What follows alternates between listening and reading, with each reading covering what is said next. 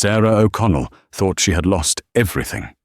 At 26, she was drowning in medical debt, estranged from her family, and standing on the verge of eviction.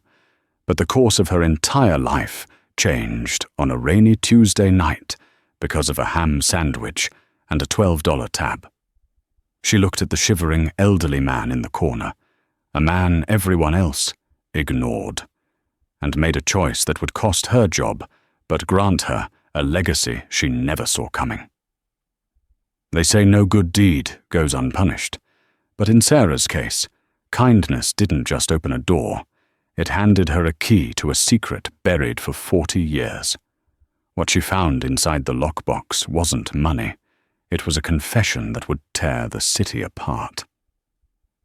The rain in Seattle didn't wash things clean, it just made the grime on the windows of the rusty anchor streak into long, grey tears.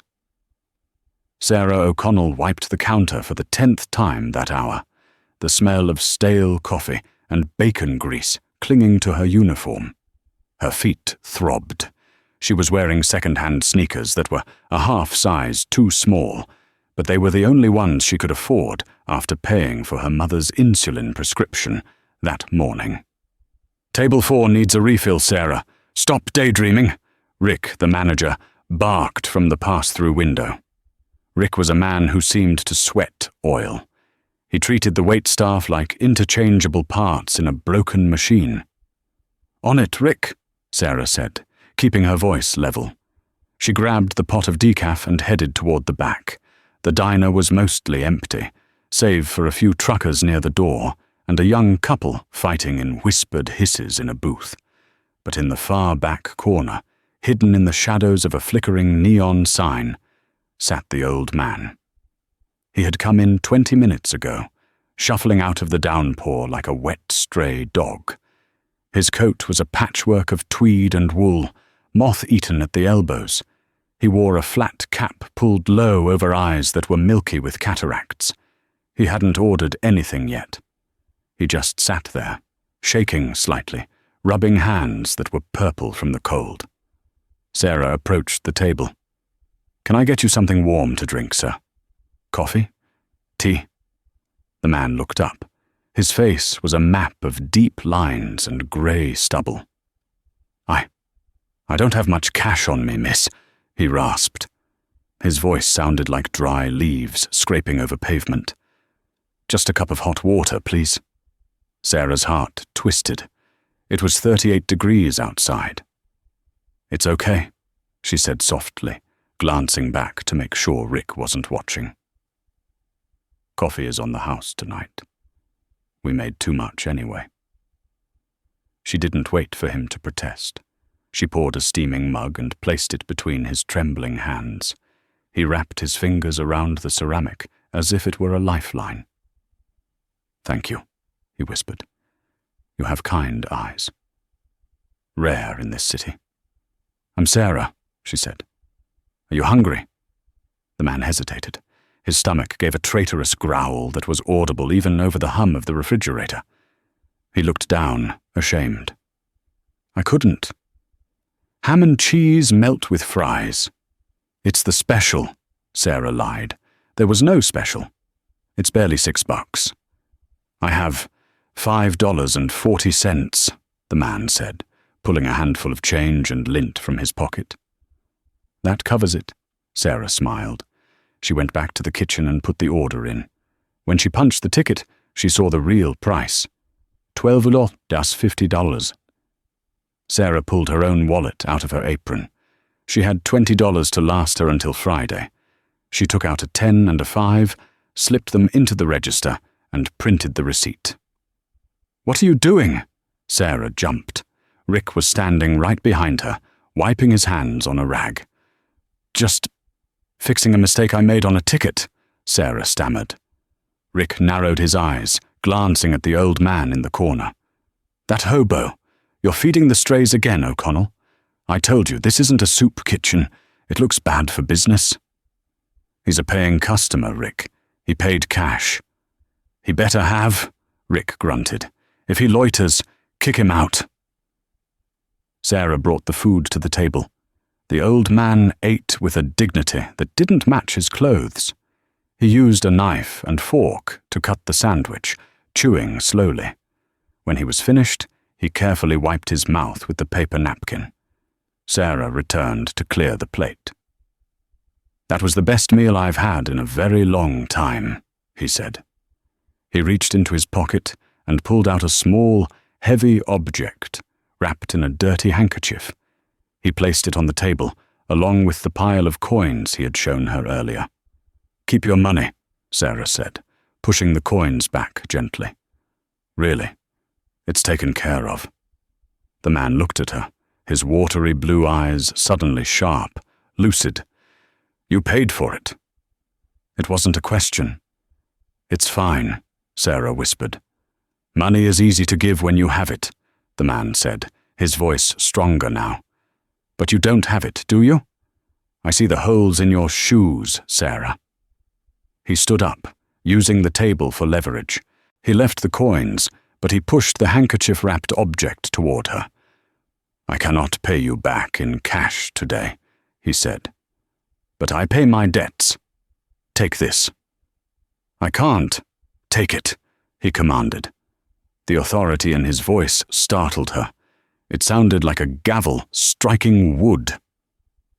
"Open it tomorrow, not before." He turned and walked toward the door.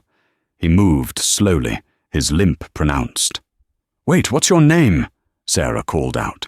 He paused at the door, the wind and rain whipping his coat. "Arthur," he said, "just Arthur." The door slammed shut. Sarah looked down at the table. Inside the dirty handkerchief was a key. It wasn't a modern house key.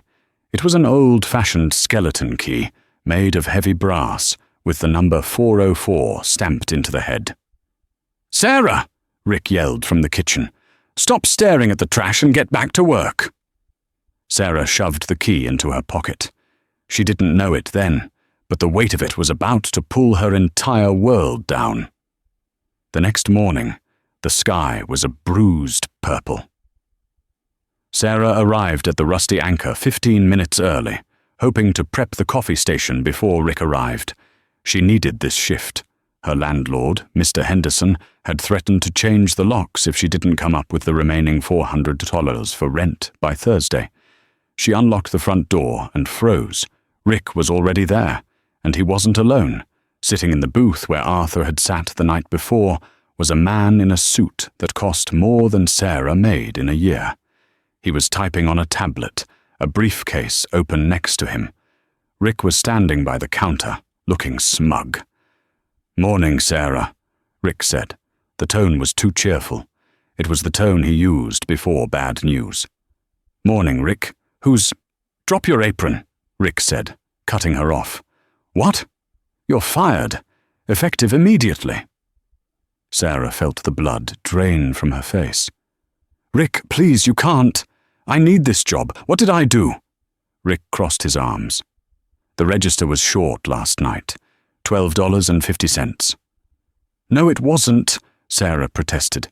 "I put the cash in myself. I paid for that man's meal." "Against policy," Rick sneered. "Employee Handbook, Section 4. No unauthorized transactions. Plus, we had complaints. Customers don't like eating near homeless people. You're bad for the brand, Sarah." "The brand?" Sarah laughed, a hysterical, jagged sound. "Rick, this place is a dive bar with a grill. Please, my mum. Get out, O'Connell, before I call the cops for theft." Sarah's hands shook as she untied her apron. She threw it on the counter. She wanted to scream, to flip a table, but she was too exhausted. She turned to leave, blinking back hot tears. She stepped out onto the sidewalk, the morning air biting through her thin sweater. She had no job, no money, and rent was due in 24 hours. She reached into her pocket for her phone to check the bus schedule, but her fingers brushed against the cold brass key Arthur had given her. "Open it tomorrow," he had said. She pulled it out. In the daylight, the key looked even older. The brass was tarnished, but the number 404 was clear. "Miss O'Connell," The voice came from the street. A sleek black Mercedes Maybach had pulled up to the curb, idling silently. The back window rolled down. The man from inside the diner, the one in the expensive suit, was now standing on the sidewalk. He wasn't the one who spoke, though. A chauffeur had opened the rear door of the car. Stepping out was a man who looked like he owned the city block. He was tall, with silver hair combed back perfectly, wearing a charcoal three-piece suit. He held a cane, but he didn't lean on it. He held it like a weapon. "I am Harrison T. Baines," the man said. His voice was smooth, baritone, and professional. "Senior partner at Baines, Sterling and Moore." Sarah took a step back. "I don't have any money for a lawyer. If this is about my credit card debt..." Harrison Baines offered a rare, thin smile. "I'm not here to collect a debt, Miss O'Connell. I'm here to execute a trust." "A trust? You have the wrong person. Sarah Marie O'Connell, born in Cleveland. Mother, Janet O'Connell. Father, deceased. Address, 42B Pine Street. Correct?" Sarah nodded, mute. "Please get in the car," Baines said, gesturing to the leather interior of the Mercedes. "I'm not getting in a car with a stranger," Sarah said, gripping her pepper spray in her pocket. Baines sighed and reached into his inner jacket pocket. He pulled out a sealed envelope. "My client instructed me that you might be stubborn. He told me to give you this, if you refused." He handed her the envelope. It was cream-colored, heavy linen paper. On the front, in shaky, hand-written ink, was the name, Sarah. She tore it open. Inside was a cocktail napkin, the same cheap white napkins from the Rusty Anchor. Written on it in blue ballpoint pen were the words, "The ham sandwich was delicious, but the kindness was sustenance. Trust Mr. Baines. He knows about the key." Arthur Sarah looked up, her heart hammering against her ribs. "Arthur?" "The homeless man." "Mr. Arthur Penhaligon Sterling was many things," Baines said solemnly. "Homeless was not one of them. He was eccentric, yes, but he was also the majority shareholder of Sterling Industries and one of the largest real estate owners in New York." Sarah's mouth fell open. "Was?" "Mr. Sterling passed away early this morning in his sleep," Baines said. "He suffered from terminal pancreatic cancer. He spent his final weeks wandering the city, looking for something he claimed he lost years ago." "What was he looking for?" Sarah asked.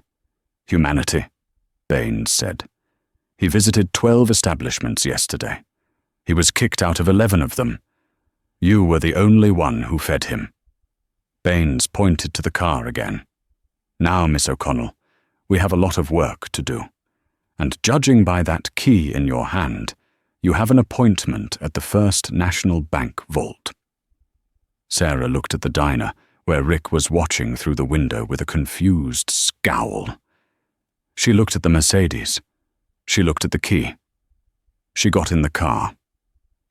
As the heavy door thudded shut, blocking out the noise of the city, Baines sat opposite her. "The key you hold opened safety deposit box 404, Baines explained, as the car glided into traffic. "But I must warn you, Sarah. What is inside that box has been the subject of a bitter family feud for 3 decades. Arthur's nephew, Brendan Sterling, believes that box belongs to him. And Brendan is a dangerous man." "What's in the box?" Sarah asked. Baines adjusted his cufflinks. "The deed to the Sterling estate, and the proof of a crime that Arthur covered up for 40 years. By accepting that key, you didn't just inherit a fortune, Sarah. You inherited a war." The car turned a corner, heading toward the financial district. Sarah clutched the key so hard it cut into her palm. She wasn't just a waitress anymore. She was a target. The First National Bank was a fortress of marble and gold leaf, a cathedral to money that made Sarah feel smaller than she ever had in the diner. Her sneakers squeaked on the polished floor as she walked alongside Harrison Baines.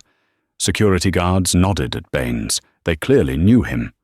Mr. Baines, the bank manager, a woman named Mrs. Galloway, greeted them. And this must be the beneficiary. Her eyes flicked over Sarah's worn jeans and hoodie, but she said nothing. "We need access to Box 404, Baines said. "Authorized by the executor of the Arthur Sterling estate." "Of course, right this way."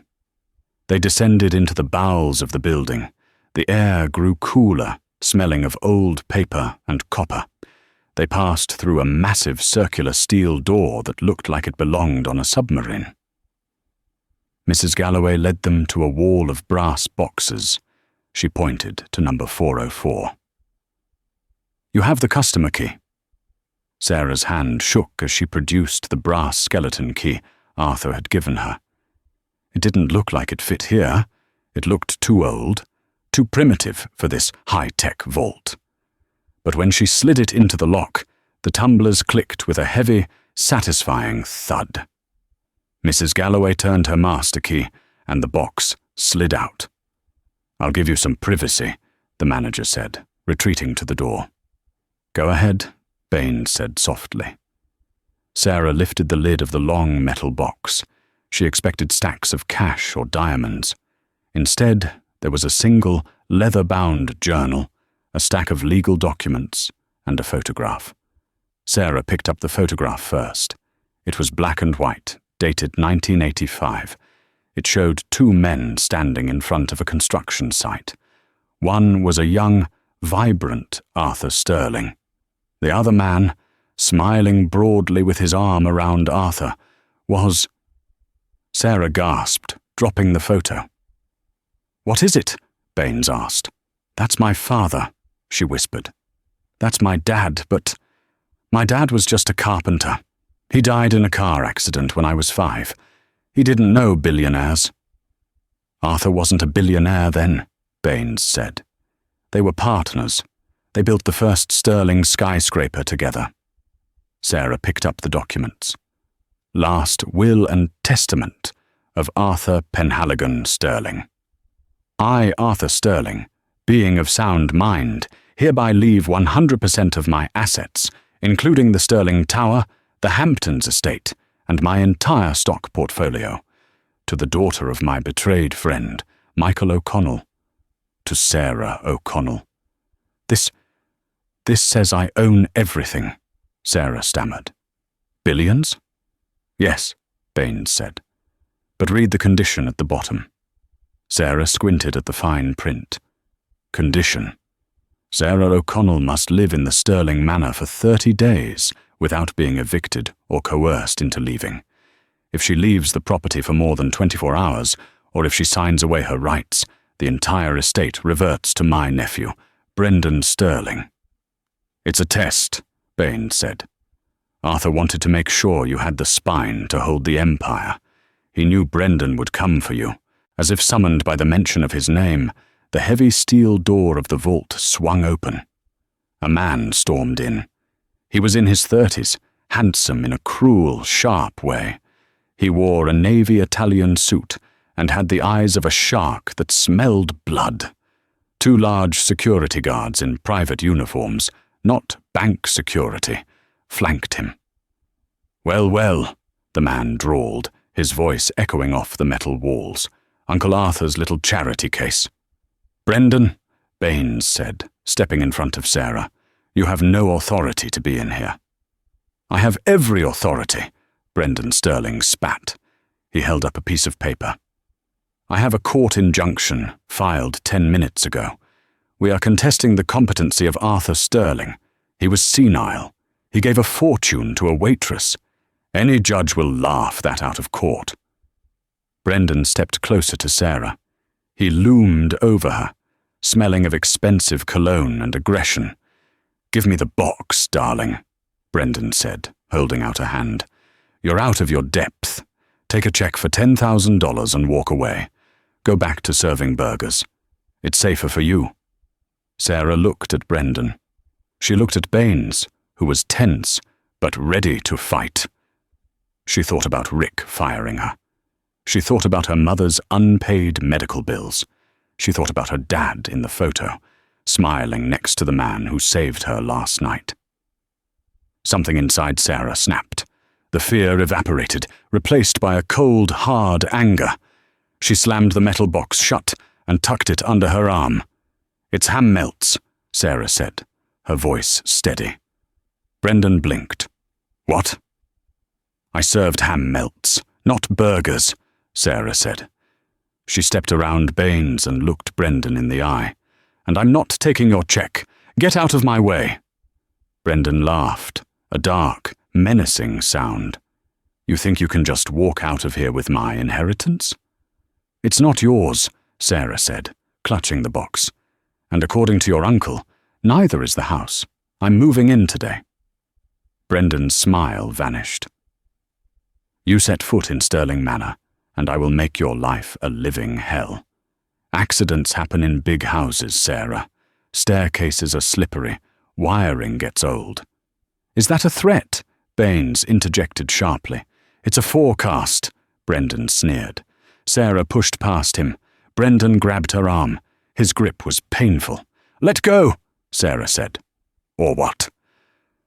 Suddenly, the bank manager, Mrs. Galloway, appeared with 2 armed police officers behind her. "Mr. Sterling," she said firmly, "remove your hand from my client, or you will be arrested for assault in a federal building." Brendan released her, smoothing his suit jacket. He leaned in close to Sarah's ear. "Enjoy the house, Sarah," he whispered. "Don't sleep too soundly." The drive to Sterling Manor took 40 minutes, winding away from the noise of the city into the hush of the old money district. The trees here were taller, ancient oaks that arched over the road like skeletal fingers blocking out the sun. Harrison Baines maneuvered the heavy Mercedes through iron gates that were rusted shut but groaned open automatically as the car approached. "The staff has been notified of your arrival," Baines said, breaking the silence. "But remember, Sarah, most of them have worked for the Sterling family for 20 years. They answered to Brendan until this morning. Loyalty is a tricky currency." Sarah looked out the window. Sterling Manor was a monstrosity of grey stone, turrets, and ivy. It looked less like a home and more like a mausoleum waiting for fresh bodies. "I don't belong here," Sarah whispered. "You own here," Baines corrected. "Never forget that. Possession is 9/10 of the law, but confidence is the other 1/10 that makes it stick." The car stopped. Baines helped her out, his presence the only anchor in a sea of uncertainty. Waiting on the front steps was a woman who looked as if she had been carved from the same grey stone as the house. She wore a severe black dress, her hair pulled back into a tight bun that pulled at her eyes. "Mrs. Higgins?" Baines nodded. "This is Sarah O'Connell, the new owner." Mrs. Higgins didn't curtsy. She didn't smile. She barely blinked. "Mr. Baines, we were not expecting a change in management, so..." Abruptly, Mr. Brendan called. "He is quite distressed." "Mr. Brendan is not your employer anymore, Mrs. Higgins. Sarah is. Is the East Wing prepared?" "The blue suite is ready," Mrs. Higgins said, her voice devoid of warmth. She turned her gaze to Sarah. It was a look of pure appraisal, and it found Sarah wanting. "Dinner is at 7. We dress for dinner at Sterling Manor." I didn't bring any clothes," Sarah said, pulling her cardigan tighter. "I see," Mrs. Higgins said, the 2 words dripping with judgment. "I will see if we can find something in the attic. Something from the donations pile." Sarah felt her face burn, but she lifted her chin. "Thank you, Mrs. Higgins. That won't be necessary. I'll eat in what I'm wearing." Baines walked Sarah to the grand foyer. "I have to return to the firm to file the probate papers before the courts close. If I don't, Brendan will file an injunction to lock you out by morning." Panic flared in Sarah's chest.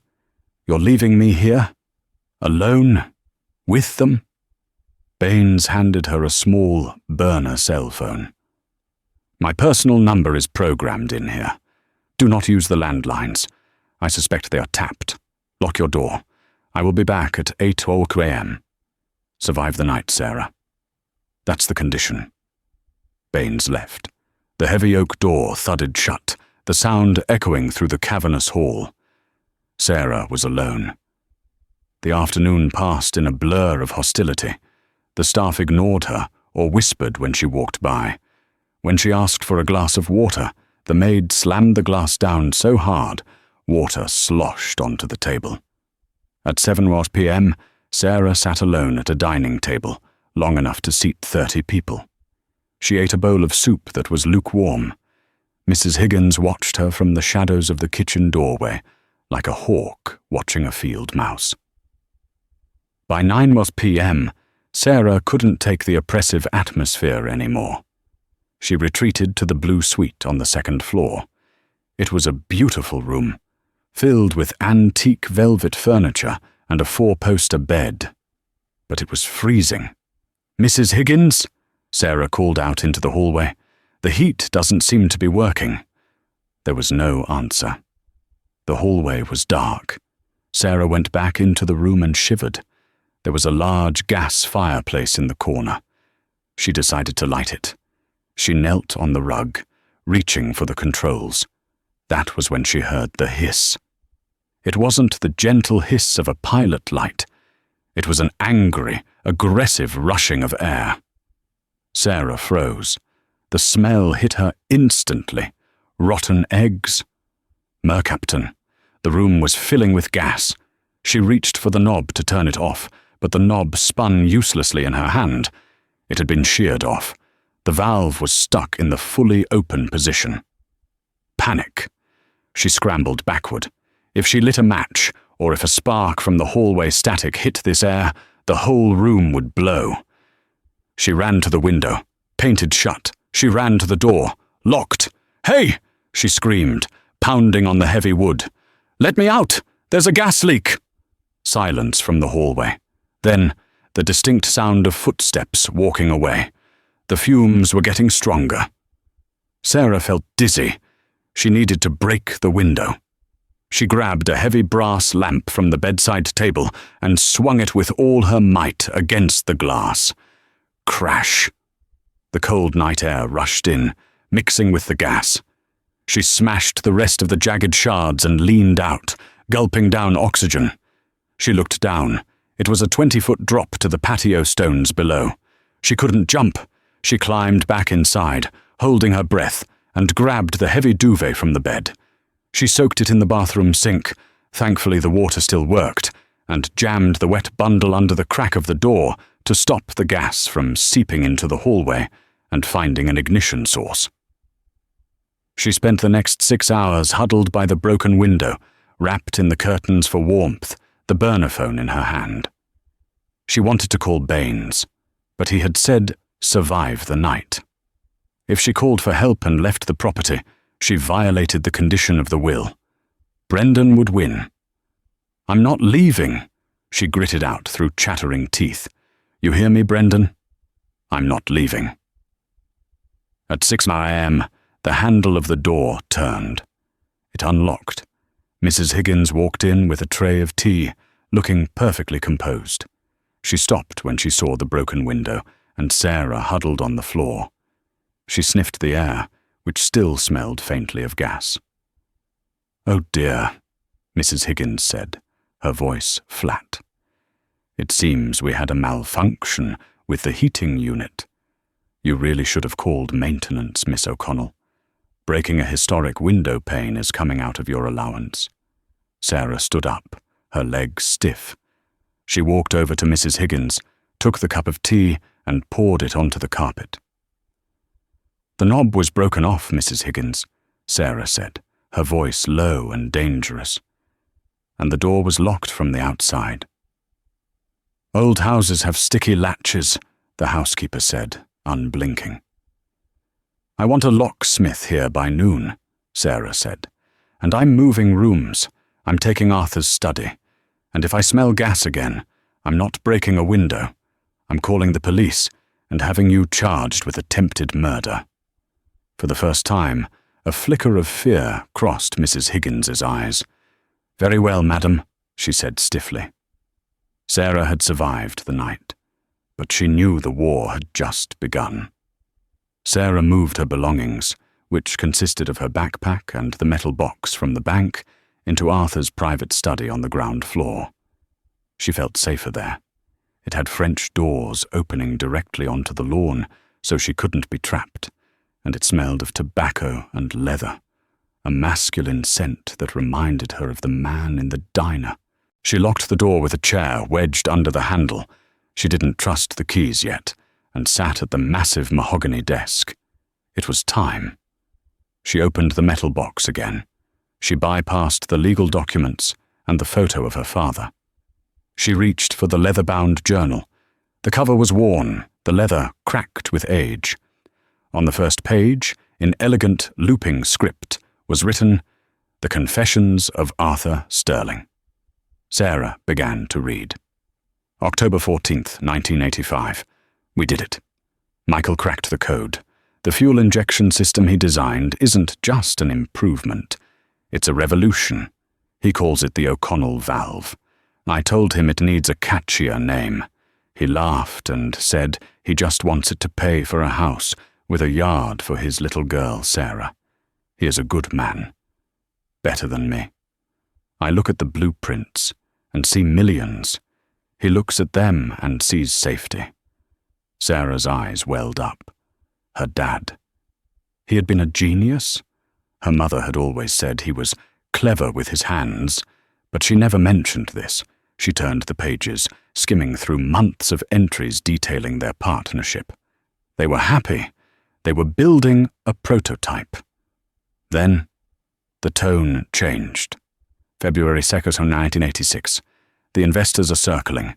They want the patent, but they don't want Michael. They say he's a blue-collar nobody. They want a face for the company. They want me. My brother, Richard, is pushing me. He says we have to cut Michael out. Richard says business is war. I told him no. Michael is my partner. Sarah's grip on the book tightened. Richard. That was Brendan's father. March 15th, 1986. I am a coward. God help me, I am a coward. Richard drafted the papers. I told Michael it was just a formality to secure the bank loan. I told him he had to sign over the patent rights to the holding company temporarily. He trusted me. He signed. He didn't read the fine print. I stole it. I stole his life's work. Sarah felt sick.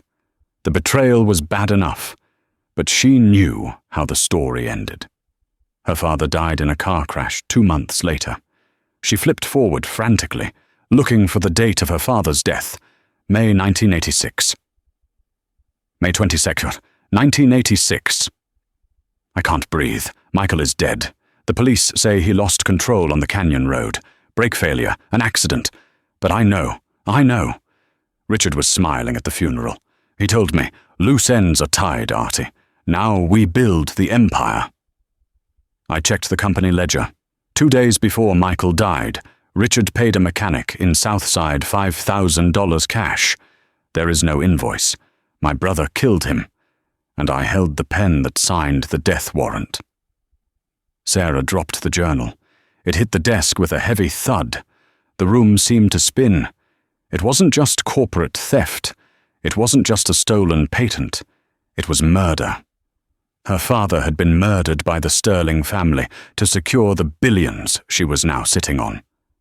She stood up, pacing the room, her breath coming in short gasps. Brendan. Brendan was Richard's son. Did he know? She went back to the journal. The last entry was dated 3 days ago, the day before Arthur died. December 2025. I am dying. The cancer is eating me, but the guilt has already hollowed me out. Brendan is just like his father Richard. He knows about the theft. He knows about the mechanic. He has been blackmailing me for years to keep me from going to the police. He wants the company. He wants to bury the past. But I have one card left to play. I tracked down the mechanic. He He is an old man now, living in Florida. He kept a recording of Richard hiring him. Insurance. I put the recording in the safe of shadows. Brendan doesn't know where it is. Only the true heir will find it. The clue is in the portrait. The safe of shadows? Sarah whispered. She looked around the study. The walls were lined with books, but above the fireplace hung a massive oil painting. It wasn't of Arthur. It was a painting of the two men from the photograph, Arthur and her father, Michael, standing on the steel beams of a skyscraper, eating lunch. Sarah walked up to the painting. It was titled, The Foundation. She studied it. The brush strokes were thick. Her father looked happy. In his hand, he held a lunchbox. Sarah squinted. Painted on the side of the lunchbox in the picture, incredibly small, were 3 numbers. 7, 21, 18. She looked at the bookshelf. She pulled at books. She felt the frame of the painting. Nothing happened. Then she remembered. The safe of shadows. She turned off the lamp on the desk. The room plunged into darkness, illuminated only by the moonlight streaming through the French doors. The moonlight hit the painting. Sarah gasped. The paint must have been mixed with some kind of reflective material or phosphorescent pigment that was invisible in daylight. In the dark, under the pale moonlight, an arrow appeared on the canvas, glowing faintly. It pointed not to the painting, but to the floorboards directly beneath the desk where she had been sitting. Sarah dropped to her knees. She pushed the heavy rug aside. The floorboards looked solid oak. She ran her fingers over them. One board was slightly loose. She used the letter opener from the desk to pry it up. Underneath was not a safe, but a small keypad embedded in the floor joist. She typed in the numbers from the lunchbox. 7, 21, 18. Click. A section of the wainscoting on the wall popped open. Inside was a digital voice recorder and a thick file labeled The Mechanic. Sarah reached for it, her hand trembling. This was it, the proof that would send Brendan to prison and clear her father's name. Suddenly, the glass of the French doors shattered inward. Sarah screamed, clutching the file to her chest. A figure stepped through the broken glass, crunching over the shards. He was dressed in black tactical gear, face covered by a ski mask. He held a crowbar. "Hand it over, Miss O'Connell," a voice growled. It wasn't Brendan's voice. It was deeper, rougher, a hired thug. Sarah scrambled back, trapped between the desk and the wall. "Help!" she screamed, though she knew no one in this house would come. The man raised the crowbar. "The file now!" Sarah looked at the heavy brass globe on the desk. She looked at the intruder. She wasn't a waitress anymore. She was the daughter of the man who built this empire, and she was done being served. She grabbed the globe and hurled it, not at the man, but at the main light switch on the wall. The room went pitch black. Sarah dove under the desk just as the crowbar smashed into the wood where her head had been a second ago. The study was pitch black, save for the jagged moonlight slicing through the broken French doors. The intruder was breathing heavy, raspy breaths, swinging the crowbar in blind, violent arcs. Whoosh! Crack! A bookshelf splintered. Whoosh! Thud! The heavy oak desk groaned under the impact. Sarah pressed herself flat against the floorboards, the file labeled The Mechanic shoved inside her sweater. Her heart was a frantic bird battering against her ribcage. She knew the layout of the room. The intruder didn't. That was her only advantage. She needed to get out, but the intruder was blocking the broken doors. The only other exit was the heavy oak door leading to the hallway, but it was locked from the inside. By her. She crawled. The carpet fibers scraped her knees.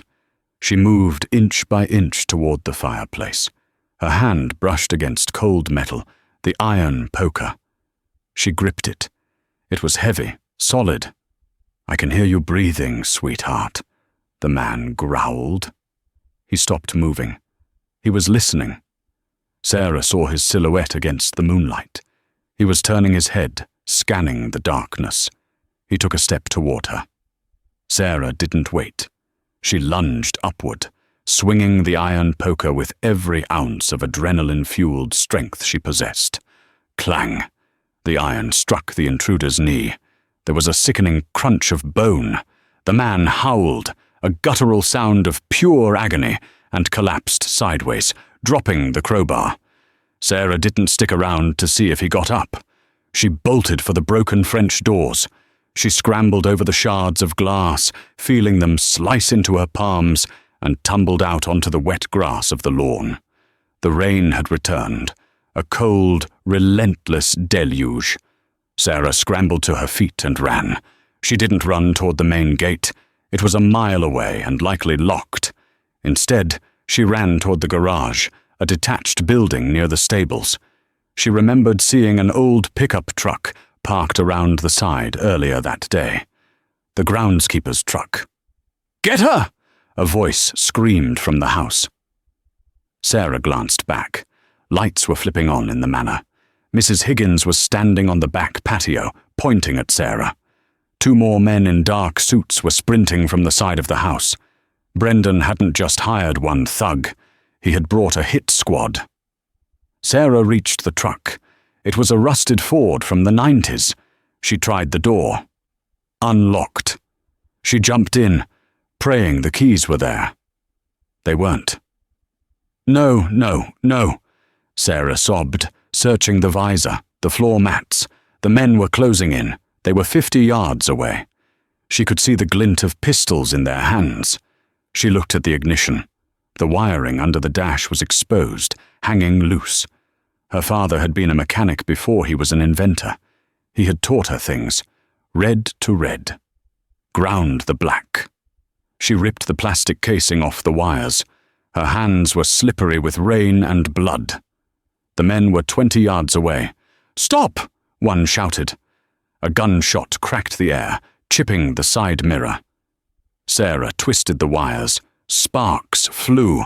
The engine sputtered, coughed, and roared to life. She slammed the gear shift into reverse and stomped on the gas. The truck shot backward, tires spinning in the mud before finding traction. She clipped one of the running men with the rear fender, sending him tumbling into a rose bush. She shifted into drive and floored it. The truck fishtailed across the manicured lawn, tearing up sod, and smashed through the wooden trellis gate that led to the service road. She was out, but she wasn't safe. She grabbed the burner phone Baines had given her. She dialed his number with trembling fingers. "Baines," he answered on the first ring. "Harrison. It's Brendan. He sent men. They have guns. I have the proof. I have everything." Sarah screamed over the roar of the engine. "Where are you?" Baines's voice was razor-sharp. "I'm on the service road, heading toward the highway. I'm in a beige Ford truck." "Listen to me, Sarah. Do not stop. Drive to the 4th precinct. I will meet you there. I'm calling the police commissioner right now." Sarah checked the rearview mirror. Twin beams of xenon headlights were cutting through the darkness behind her. A black SUV. And it was gaining fast. The chase was on. The service road was narrow and winding, slick with rain. Sarah fought the steering wheel, the old truck groaning as she took corners on 2 wheels. The SUV behind her bumped her bumper, jarring her teeth. "They're ramming me!" Sarah yelled into the phone. "Keep the line open, Sarah. The police are tracing your GPS. They are 3 minutes out." 3 minutes. It might as well have been 3 years. The SUV pulled alongside her. The window rolled down. It was Brendan Sterling in the passenger seat. He looked deranged, his hair plastered to his forehead. He raised a handgun. "Pull over, you Waitress trash!" Brendan screamed. Sarah looked at him. She looked at the road ahead. A sharp curve was coming up, bordering a steep embankment that dropped into the river. She slammed on her brakes. The maneuver was unexpected. Brendan's driver, expecting a race, was still accelerating. The SUV shot past her. When the driver realized the turn was there, it was too late. He slammed on the brakes, but the momentum carried the heavy vehicle sideways. The SUV skidded, hit the guardrail, flipped over the edge, and tumbled down the embankment, disappearing into the dark water below. Sarah sat in the idling truck, her chest heaving. Silence returned to the road, broken only by the sound of rain and the distant sirens of the approaching police. She looked at the passenger seat where the file and the recorder lay. "I'm still here," she whispered to the empty cab. "I'm still here." The trial of the state versus Brendan Sterling was dubbed the trial of the decade by the press. The courtroom was packed to capacity every single day. People camped outside for seats. They wanted to see the waitress who took down an empire. Sarah sat at the plaintiff's table, wearing a simple navy suit. She looked tired, but her back was straight. Harrison Baines sat beside her, a shark in his natural habitat. Brendan had survived the crash with a broken leg and a concussion. He sat at the defense table, glaring at Sarah. His lawyer, a high-priced fixer named Marcus Thorne, was currently pacing the floor. "Ladies and gentlemen of the jury," Thorne boomed, "this entire case is a fabrication. A gold-digging waitress seduced a senile, dying man, forged a will, and is now trying to frame his grieving nephew with ancient history. The recording she claims to have found? Inadmissible. It's 40 years old. The chain of custody is broken. We move to dismiss." The judge, a stern woman named Justice Pendergast, looked over her glasses. "Mr. Baines?" Harrison stood up. He didn't boom. He spoke with quiet, terrifying precision. "Your Honor, the defense claims the recording is ancient history, but the crime is current. We are not just charging Brendan Sterling with past sins. We are charging him with conspiracy to commit murder last week." "Objection," Thorne shouted. "Speculation." "I have a new witness," Baines said calmly. "Someone the defense is not expecting." The doors at the back of the courtroom opened. A man in a wheelchair was wheeled in by a court bailiff. He was incredibly old, his skin like parchment, hooked up to a portable oxygen tank. Brendan's face went white. "State your name for the record," Baines said. The old man pulled the oxygen mask down. "My name is Elias Vane. I was the mechanic for Sterling Industries in 1986. A murmur rippled through the crowd. "Mr. Vane," Baines said, "did you sabotage Michael O'Connell's car?" "I did," the old man wheezed. "Richard Sterling paid me $5,000. He told me to cut the brake line." "And why are you coming forward now?" "Because," Vane said, pointing a shaking finger at Brendan, "because he stopped paying me. For 20 years, Richard paid me hush money. When Richard died, Brendan took over the payments. He visited me in Florida 6 months ago. He told me if I ever spoke to the girl, he'd kill me." "Liar!" Brendan screamed, standing up. "He's a senile old fool." "Sit down, Mr. Sterling." The judge banged her gavel. Baines turned to the jury. "We have the bank records, ladies and gentlemen. Monthly transfers from Brendan Sterling's personal account to Mr. Vane. The silence was purchased. But the truth is free." Baines then picked up the digital recorder Sarah had found in the wall. And finally, the recording found in the safe of shadows. This isn't just Richard speaking. Listen closely to the end. He pressed play. The courtroom went silent. Richard's voice, tinny, old. "Just get it done, Elias. Make it look like an accident." Elias's voice, "It's risky, Mr. Sterling." Richard, "Do it. My son is watching. I want him to learn how we handle problems." There was a pause on the tape. Then, a young, high-pitched voice, a child's voice, spoke. "Young Brendan, did the bad man go away, Daddy?" Richard, "Yes, son. He's going away forever." The courtroom erupted. Brendan slumped in his chair, defeated. He had been there. He had known since he was a child. The rot in the Sterling family went to the marrow. 1 hour later. The jury returned a verdict in record time, guilty on all counts: fraud, embezzlement, and conspiracy to commit murder. As the bailiffs handcuffed Brendan, he stopped as he passed Sarah's table. He didn't sneer this time.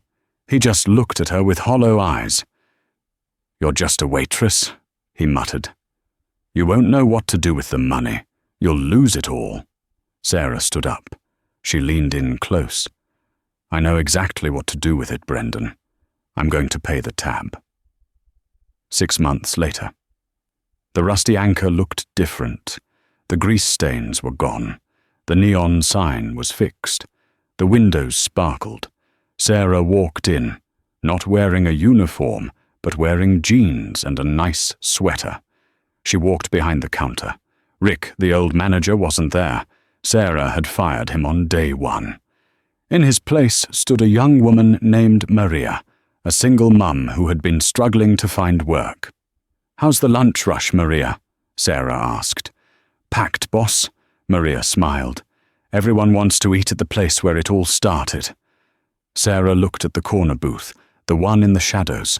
A plaque was screwed into the wall above it, reserved for Arthur, for the hungry, the lost, and the kind.